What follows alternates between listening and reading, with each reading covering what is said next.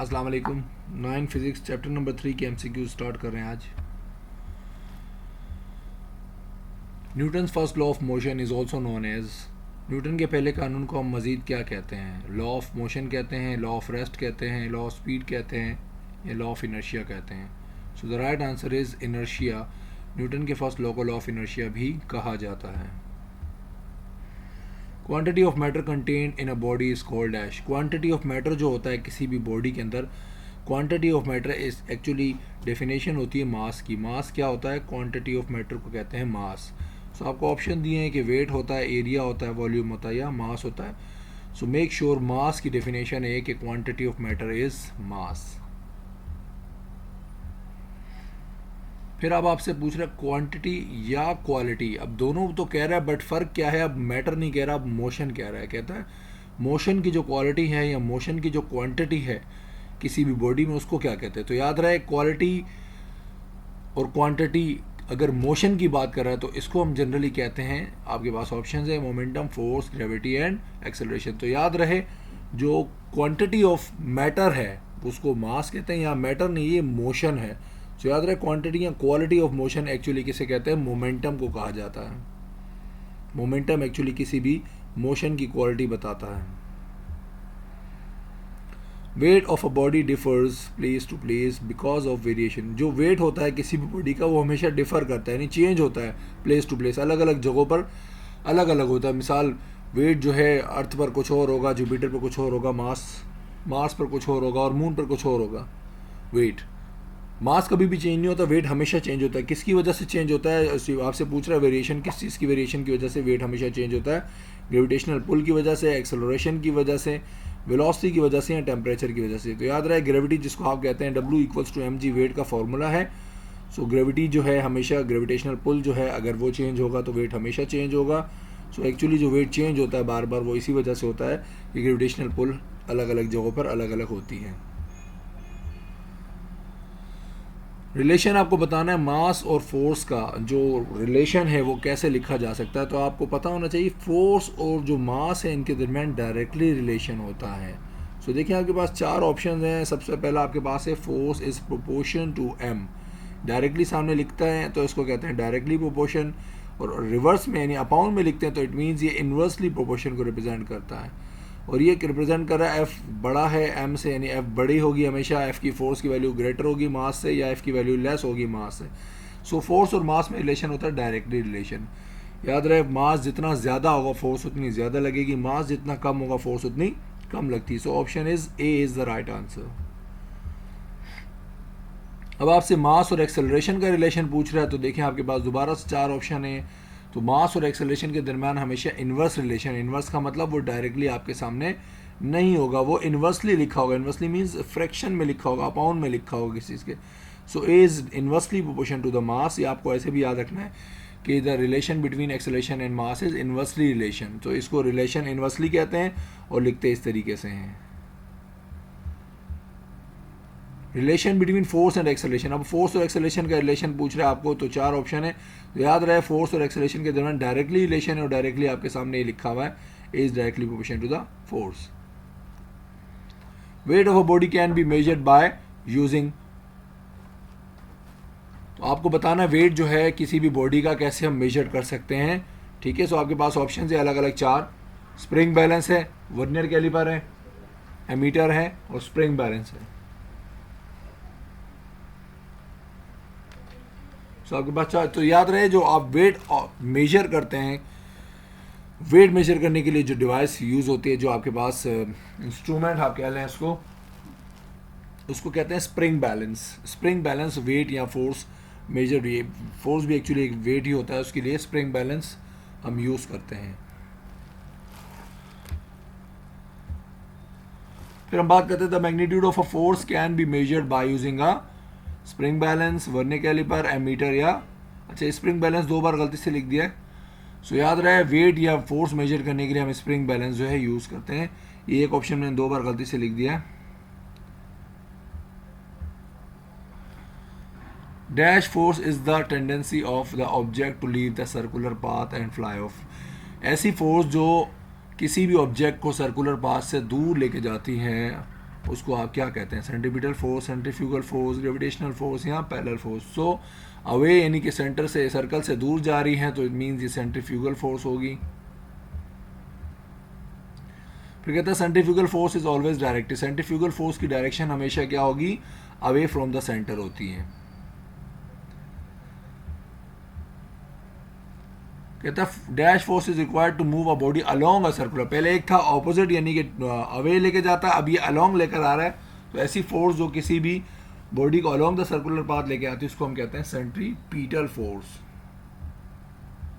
और याद रहे सेंट्रीपिटल फोर्स की जो डायरेक्शन है वो हमेशा टूवर्ड्स द सेंटर होती है। आपको पूछ रहा है सेंट्रीपिटल फोर्स की डायरेक्शन हमेशा कहाँ होगी, सो हमेशा टूवर्ड्स द सेंटर होगी। फिर आपसे सेंट्रीपिटल फोर्स का फॉर्मूला पूछ रहा है। सेंट्रीपिटल फोर्स का फॉर्मूला आपके पास 4 ऑप्शन दिए हुए हैं, F equal to M V, F equal to M V over R, M V square over R, M V over R square.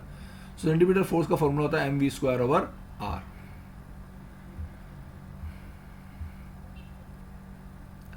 कहता है एक बॉडी है 100 kg की और वो मूव कर रही है 5 मीटर पर सेकेंड स्क्वायर के एक्सेलरेशन से। आपको बताना है जो फोर्स होगी उस बॉडी की ऊपर लगने वाली वो क्या होगी। तो देखें आपको फोर्स का फॉर्मूला पता है, F इक्वल होता है एम ए के। सो यहाँ आपको मास 100 दिया हुआ, ए आपको 5 दिया हुआ, तो F equal to M A का मतलब आप दोनों नंबर्स को आपस में क्या कर देंगे, मल्टीप्लाई कर देंगे। तो 100 को जब आप 5 से मल्टीप्लाई कर देंगे यानी F equal to M A, M और ए को मल्टीप्लाई करेंगे, आंसर आएगा 500 न्यूटन। फिर कहता है force of 100 Newton is applied on a 50 kg body. एक बॉडी है उसका मास जो है 50 kg और फोर्स उस पर 100 न्यूटन लग रही है। आपको बताना है एक्सेलरेशन जो उसमें प्रोड्यूस होगा कितना होगा। तो देखें F equal to M A होता है, यहाँ से आप ए का फॉर्मूला बनाएंगे F ओवर एम। तो F ओवर एम का मतलब F जो था 100, इसको आप 50 से डिवाइड कर देंगे तो आपके पास आंसर आ जाएगा 2 मीटर पर सेकेंड स्क्वायर। तो ये होगा एक्सेलरेशन जो प्रोड्यूस होगा। देन कहता है फोर्स है 200 न्यूटन की, produces an acceleration of 4 metre per second square.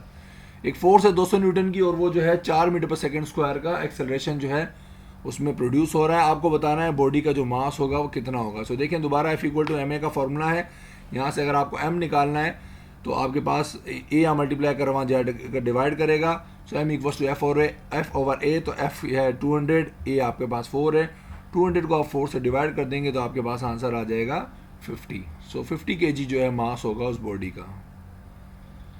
Formula for the momentum of the body is P। देखें P से रिप्रेजेंट करते हैं मोमेंटम को और उसका फॉर्मूला होता है M A M V M plus A M plus V. So याद रहे मोमेंटम का फॉर्मूला होता है P equal to M V. याद रहे मोमेंटम कहते हैं the product of mass and velocity, this is the product of mass and velocity. इसको इस सेंस में भी आपको पता होना चाहिए कि momentum is the product of mass and velocity. अब दोबारा आपसे formula for the change in momentum, change in momentum को हम रिप्रेजेंट करते हैं डेल्टा पी से। तो है तो ये भी momentum, but change in momentum की बात करें डेल्टा पी, सो इसका एक्चुअली फॉर्मूला होता है, 4 ऑप्शन है आपके पास।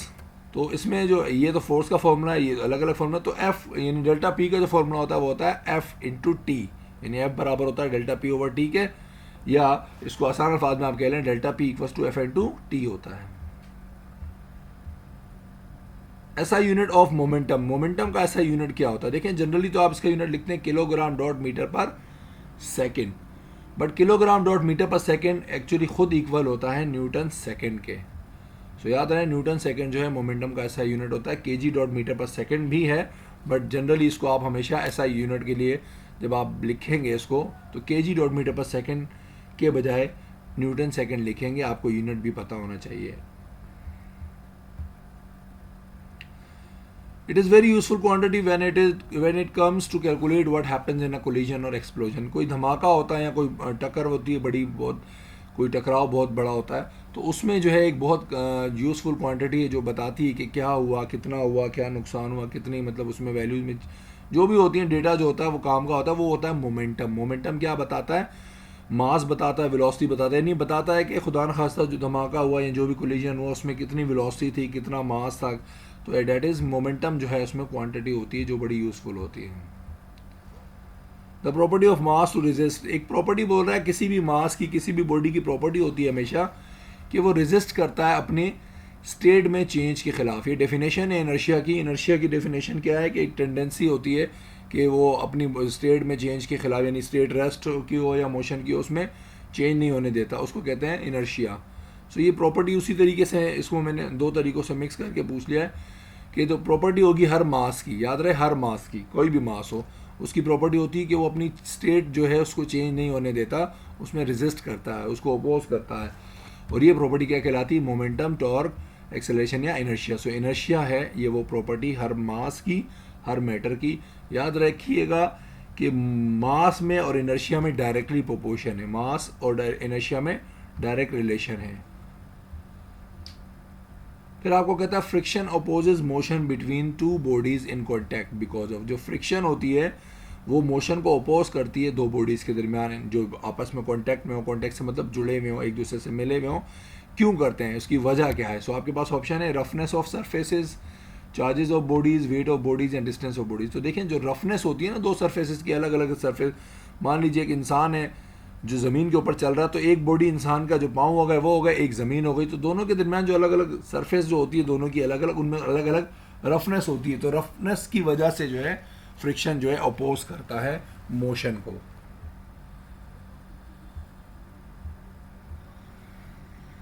Dash is a self adjusting force, centripetal force, centrifugal force, friction या टॉर्क। तो याद रहे फ्रिक्शन जो एक सेल्फ एडजस्टिंग फोर्स है। The unit of coefficient of friction, coefficient of friction को हम रिप्रेजेंट करते हैं इस निशान से जिसको कहते हैं म्यू, MUE, म्यू। तो कह रहा है जो यूनिट ऑफ कोफिशिएंट है, यानी कि कोफिशिएंट जो होता है फ्रिक्शन का, उसका यूनिट क्या होता है? ऑप्शन है न्यूटन, पास्कल, जूल या नो यूनिट। तो याद रहे म्यू यानी कोफिशिएंट ऑफ फ्रिक्शन का कोई भी यूनिट नहीं होता, क्योंकि एक जैसी दो चीज़ों के दरमियान रेशो होता है। Means mu equals to F over R होता है। F भी फोर्स है, R भी रिएक्शन होता है फोर्स का। सो दोनों एक दूसरे के यूनिट को न्यूटन से कट जाता है, इसलिए इनका कभी भी यूनिट इसका नहीं होता। कहता है rolling friction is dash. Rolling friction जो होती है वो क्या होती है? ग्रेटर होती है स्लाइडिंग फ्रिक्शन से, लेसर होती है, इक्वल होती है, या ये सारी बातें होती हैं। तो याद रहे रोलिंग फ्रिक्शन बहुत कम होती है स्लाइडिंग फ्रिक्शन से। So rolling friction is lesser than sliding friction. इसको आप उल्टा करके अगर पढ़ें कि कोई पूछ ले sliding friction is dash then, so sliding friction जाहिर सी बात है बहुत ज़्यादा होती है रोलिंग से, और हमने फिलहाल पूछा रोलिंग क्या होती है, रोलिंग फ्रिक्शन बहुत कम होती है स्लाइडिंग फ्रिक्शन से। ठीक है, आपको याद रखना है रोलिंग फ्रिक्शन बहुत कम होती है स्लाइडिंग फ्रिक्शन से, या इसको उल्टा करके पढ़ें तो हम कहेंगे स्लाइडिंग फ्रिक्शन बहुत ग्रेटर होती है रोलिंग फ्रिक्शन से। इसकी वजह क्या है? एरिया ऑफ कॉन्टैक्ट है। एरिया ऑफ कॉन्टैक्ट जितना ज़्यादा होता है फ्रिक्शन उतनी ज़्यादा होती है। तो रोलिंग फ्रिक्शन में एरिया ऑफ कॉन्टैक्ट कम होता है, जबकि स्लाइडिंग फ्रिक्शन में एरिया ऑफ कॉन्टैक्ट बहुत ज़्यादा होता है। अब बात करें स्टैटिक फ्रिक्शन। स्टैटिक फ्रिक्शन क्या होती है? रुकी हुई चीज़ें जब होती हैं उनमें जो फ्रिक्शन होती है उसको कहते हैं स्टैटिक फ्रिक्शन। सो अब पूछ रहा है static friction is dash, greater than rolling friction, greater than sliding friction, greater than kinetic friction, greater than limiting friction. तो आपको बता रहा है जो स्टैटिक फ्रिक्शन है वो किससे ज़्यादा होती है। ये आपके पास चार ऑप्शन है, सो आपको पता होना चाहिए यहाँ पर जो ऑप्शन है, ऑप्शन नंबर हमारे पास है सी, स्टैटिक फ्रिक्शन ज़्यादा होती है हमेशा काइनेटिक फ्रिक्शन से।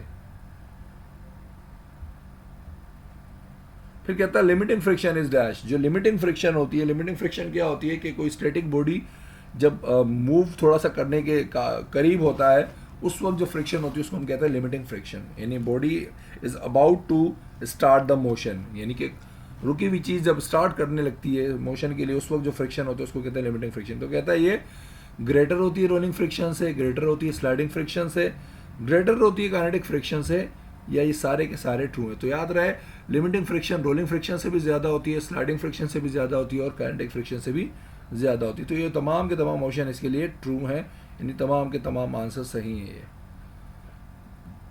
Force acting on an object at rest. एक बॉडी है जो रेस्ट पर है, उस पर जो फोर्स लग रही है, that resist its ability to start, जो इसको रोक रही है स्टार्ट करने से, मूविंग, ठीक है ना, इसको हरकत करने स्टार्ट करने से रोक रही है। एक ऐसी फोर्स जो एक बॉडी को स्टार्ट करने नहीं, यानी मूव करने के लिए स्टार्ट जो करना चाह रही उसको नहीं करने दे रही, वो किस किस्म की फ्रिक्शन है?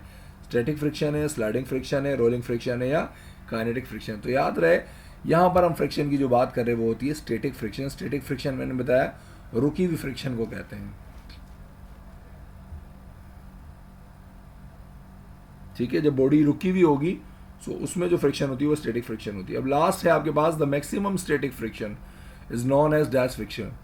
जो सबसे ज़्यादा स्टैटिक फ्रिक्शन होती है उसको हम क्या कहते हैं?